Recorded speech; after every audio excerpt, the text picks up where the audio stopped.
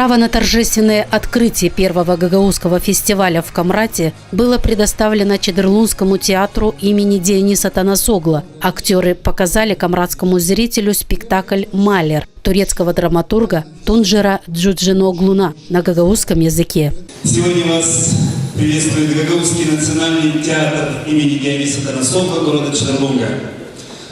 От всей души поздравляю вас всех с наступающим Международным днем театра и, конечно же, с открытием первого театрального фестиваля в Гагаузии под названием «Свободная сцена». Пьеса «Малер» комедийного характера. Сюжет спектакля состоит в том, что врач, уезжая в командировку, приглашает к себе в офис малера, чтобы тот сделал ремонт за время его отсутствия. Однако в офис стали приходить больные. Тут-то главный герой решил немного подзаработать, став на некоторое время доктором.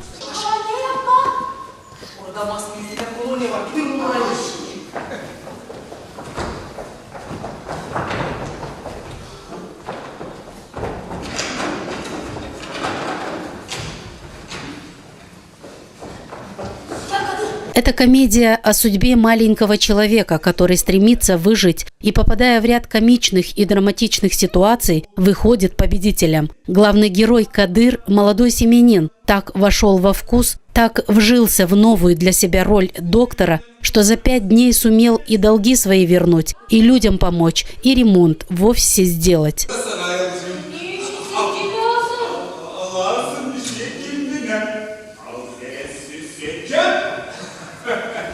Пьеса «Малер», поставленная Гагаузским театром, немного отличается от оригинала тем, что режиссер-постановщик Валерий Магутенко внес в сюжет еще один персонаж – чертенка, для того, чтобы искушать главных героев алчностью.